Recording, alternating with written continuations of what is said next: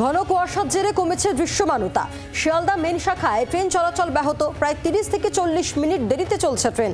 দৃশ্যমানতা কম থাকায় বিমান চলাচলও ব্যাহত। কলকাতা বিমানবন্দরে বিমান ওঠানামায় দেরি। কথা বলবো, বরুণ সেনগুপ্ত রয়েছেন টেলিফোনে প্রতিনিধি। বরুণ, রেল ঠিক কি বলছে? কারণ আজ বেশ কয়েকটি ট্রেন দেরিতে শুরু হয়েছে চলাচল, কারণ আমরা দেখেছি সকালের দিকে ঘন কুয়াশার চাদর।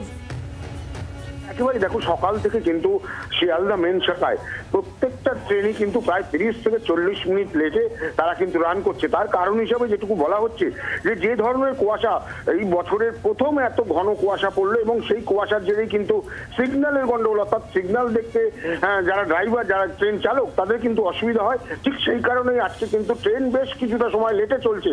এখনো পর্যন্ত যে কুয়াশা রয়েছে সেই কুয়াশা কিন্তু বেলা বাড়ার সঙ্গে সঙ্গে কুয়াশা কাটতে শুরু করে দিয়েছে। কিন্তু সকাল থেকে আমরা দেখেছি ঘন কুয়াশার চাদরে মোড়া ছিল পুরো ব্যারাকপুর শিল্পাঞ্চল থেকে উত্তর 24 পরগনার বিভিন্ন জায়গা।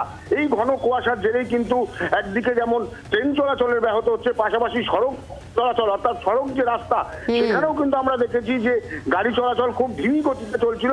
কারণ দৃশ্যমানতা সকাল থেকে কিন্তু খুব কম ছিল।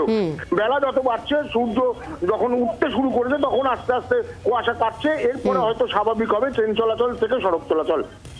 ধন্যবাদ বরুণ। অর্থাৎ একদিকে যেমন ট্রেন চলাচল আজ সকাল থেকেই প্রায় 30 থেকে 40 মিনিট দেরিতে শুরু হয়েছে, কারণ ঘন কুয়াশার দাপট সকাল থেকে আমরা দেখেছি।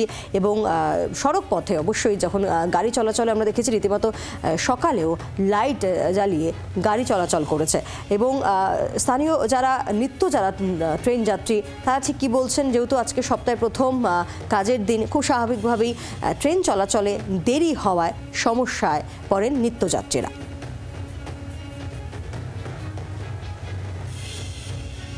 এই মোটামুটি আধা ঘন্টা ধরে দাঁড়িয়ে আছি। ট্রেন লেট মানে কুয়াশায় কিছুই দেখা যাচ্ছে না। এরকম কুয়াশা, ঘন কুয়াশা প্রথম এই বছরের। না না, আজকে ফার্স্ট লেট, এরকম লেট থাকে না। কুয়াশাটা মানে কি একদম পাশাপাশি কুয়াশা, কিচ্ছু দেখা যাচ্ছে না। এতে দুর্ঘটনার সংখ্যাও বেশি থাকে। শুধু ট্রেন চলাচলে দেরি নয়, বিমান ওঠানামাতেও আজ দেরি, কারণ ঘন কুয়াশার চাদর। আমরা কথা বলবো, সৌমেন ভট্টাচার্য রয়েছেন আমাদের সঙ্গে টেলিফোনে প্রতিনিধি। সৌমেন, এখনো অবধি কতগুলো বিমান ওঠানামায় দেরি হয়েছে বা বিমান ওড়ার ক্ষেত্রেও লেট হয়েছে, কি জানা যাচ্ছে? দেখো, কলকাতা বিমানবন্দর সূত্রে যেমনটা জানা যাচ্ছে যে ভোর 4টে থেকে কিন্তু দৃশ্যমানতা 50 মিটারের নিচে নেমে যাওয়ার জন্য প্রায় 30টি বিমান ওঠা এবং নামার ক্ষেত্রে কিন্তু সমস্যার মুখে পড়েছেন। এবং যেমনটা জানা যাচ্ছে যে ক্যাট 3 দিয়ে বেশ কিছু বিমান, সেগুলোকে কিন্তু অন্যত্র গন্তব্যস্থলে রওনা দেওয়ানো করা হয়েছিল কলকাতা বিমানবন্দর থেকে। এবং তার পাশাপাশি কলকাতা বিমানবন্দর সূত্রে আরো জানা যাচ্ছে যে 3টি বিমানকে অন্যত্র ডাইভার্ট করা হয়েছে। যেমন দিল্লি থেকে কলকাতাগামী বিমান, দিল্লি থেকে অপর আরেকটি বিমান, এবং হায়দ্রাবাদ থেকে কলকাতা একটি বিমান তাকে রায়পুর, দিল্লি থেকে কলকাতাগামী একটি বিমানকে ভুবনেশ্বর, এবং একটি বিমানকে দিল্লি থেকে কলকাতাগামী বিমান নাগপুরে ডাইভার্ট করা হয়েছে, যেমনটা কলকাতা বিমানবন্দর সূত্রে জানা যাচ্ছে।